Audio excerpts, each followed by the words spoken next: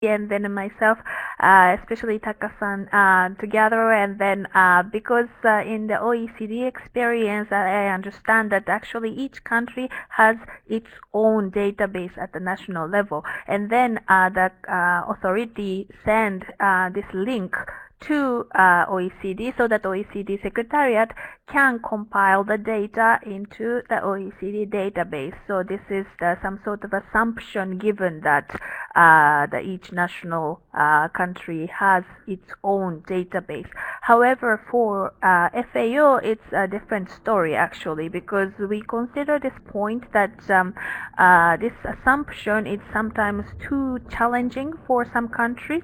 So instead of asking to develop and build the database of its own, we provide a function in the FAO GM Foods platform so that the country can use it as their own database space so that they can share laws and regulations, relevant guidelines, links to various different resources, and then also the share food safety assessment of GM products.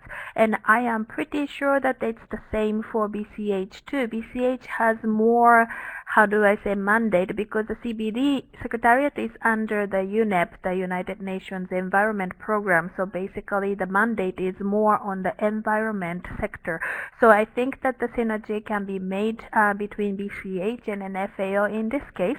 And then perhaps that the countries like Sierra Leone, if you are the signatory to Cartagena, and then if you are a FAO member, which it surely is, you can use both databases to share information so that you can actually build the database very quickly and very easily. So hopefully that answers your questions.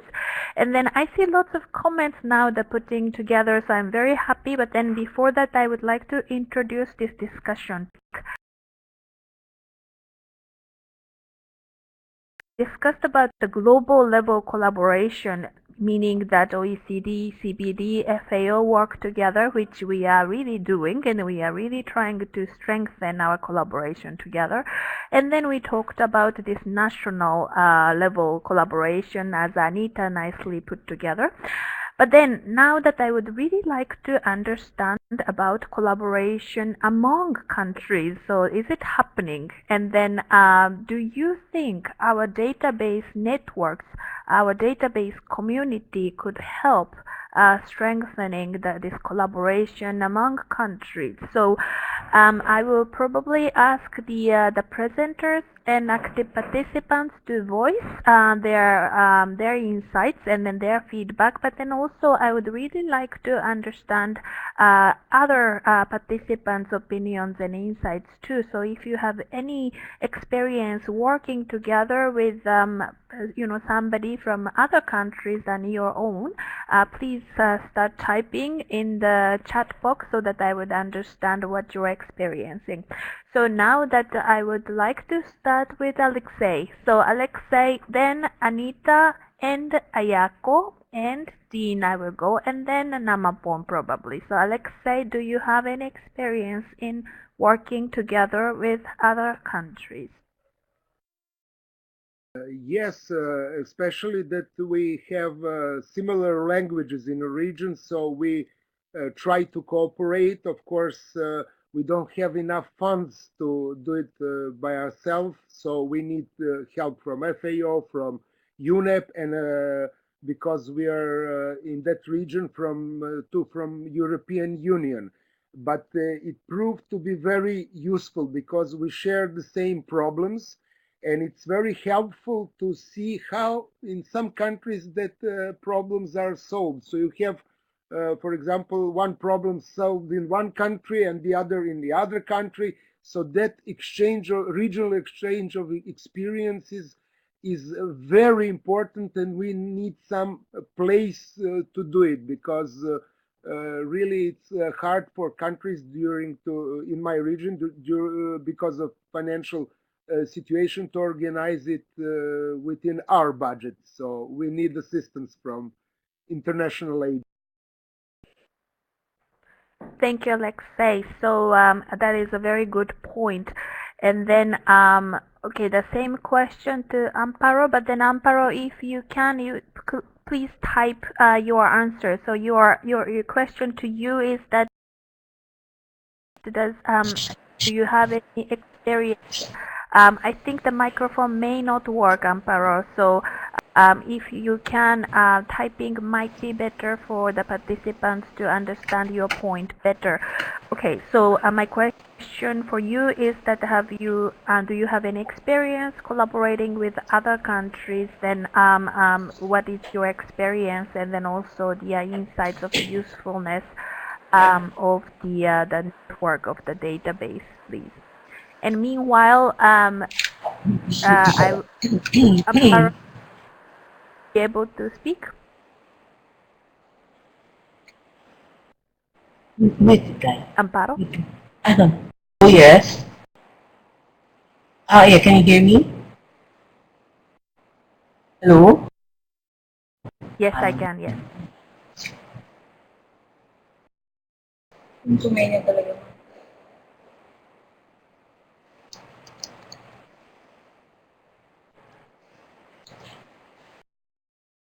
I think we still have a problem. Sorry, Amparo. So I will have to move on to the next person. Anita, can I ask you for your experience and insights, please?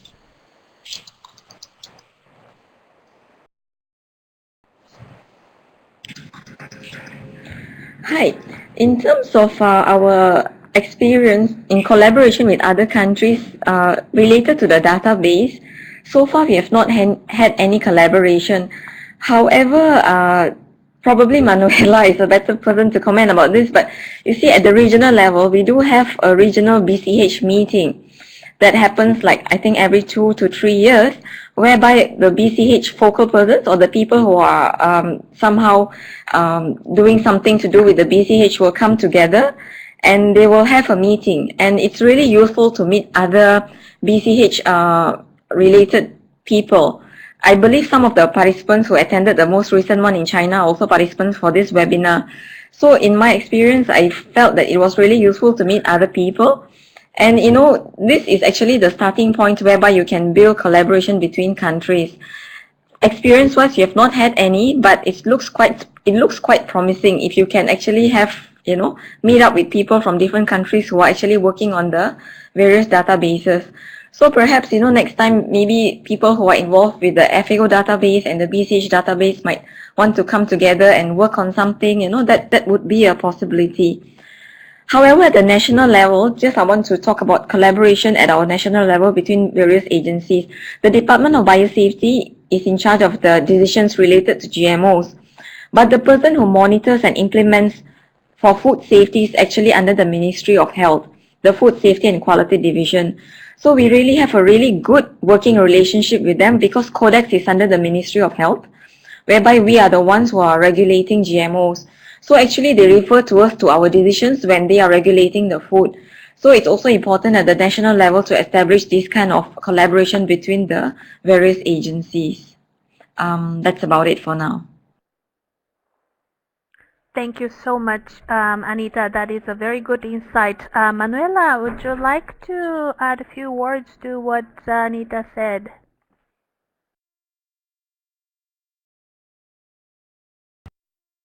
Sure, Masami. Thank you, and thank you, Anita. Yes, unfortunately, we do not have any organized regular workshop that a face-to-face workshop at the regional level that we invite participants from the 3 databases. It's an excellent idea. The problem I foresee is in terms of funding. The 3 organizations, as you are aware, have different sources of funding and different parties also that are members to each of the organizations. So it's an unfortunate logistic problem that I don't see it being resolved so easily. Nevertheless, it would be very useful if we could. So it's something that perhaps we can start looking at, especially at the level of the 3 organizations, to see if we can find funding to have regional workshops face-to-face. But thank you, Anita, for that comment. Thank you, Manuela. That is a very good idea to start discussing for the next year. And Ayako, I will ask the same question of your experience in terms of the collaboration with other countries, and then also if you could comment on the usefulness of the database to be, some sort of facilitation network to strengthen such collaborations. And Ayako, do you have any insights and comments?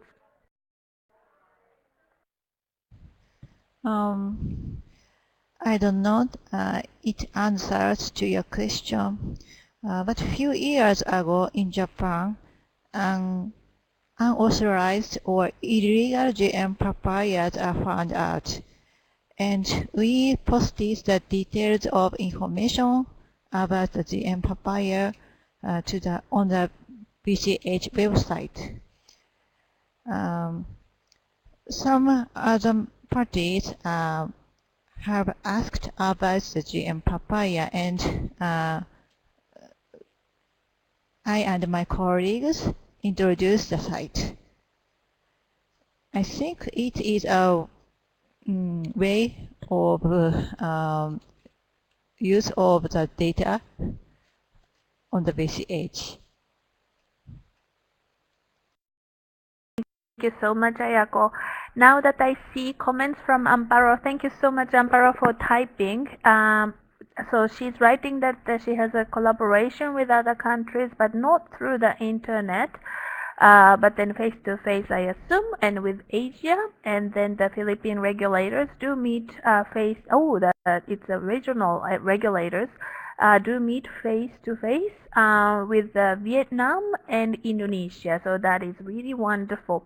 Okay, great. And then and I get the comment from Bruno. I think Bruno is from Italy, and then he's from the university in Ancona. And he's writing that if possible, would like to introduce our work for the long distance e-biosafety master, which also includes the database and many case studies. So, okay, my suggestion for Bruno is that why don't you write an email to us, and then we will be able to introduce your comments into the report. So if that is okay with you, please do so. And then now that I would like to ask Dean that do you have any experience in working together with other countries, and if the database community might help in this sense?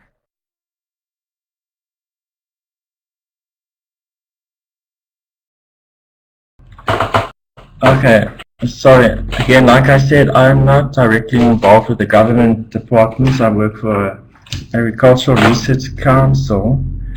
However, so I believe there will be international collaboration on the databases, but because all of these departments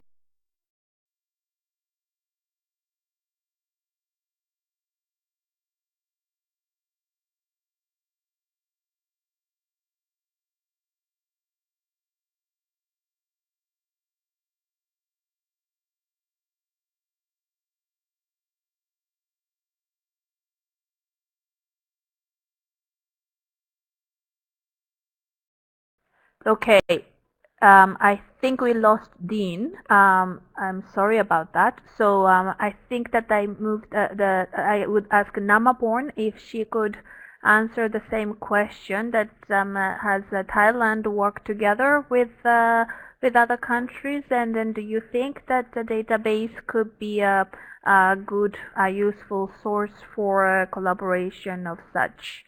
Namaporn?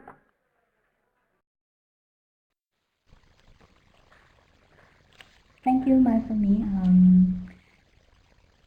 Thailand not have collaboration with other country about the database, but for the safety assessment, we contact to other country to get the information about the how to assess the stacking of the GM crop, something like that.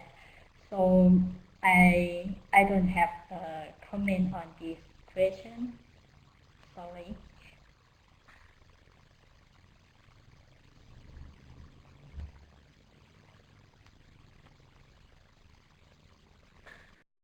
Thank you, Namaporn. So I think there might be some roles for international organizations to help in this process. So with that, I see Bertrand's comments and then also Manuela addressing some questions in the comments. So thank you so much for this interactive questions and answer session. Now that I would like to provide, I would like to just hand over the microphone right to Bertrand. Bertrand, would you please, I mean, it says Peter, but then I don't see Peter, so I would assume that it would be Bertrand. Could you please provide us with your... Thank you very, very much, Masami. Yes, Peter is unable to be online for the moment, so I will take the floor first to thank all our participants for this very rich and exchange and very encouraging, I think, for all of us. We have heard direct input from 6 countries: Japan, Malaysia, Philippines, Serbia, South Africa, Thailand, and several others have also expressed themselves in the chat box, and questions were picked up from Gambia, Sierra Leone, and others. So thank you very much. This is really nice and creates for each of us, I think, strengthen our awareness of how useful this collaboration is.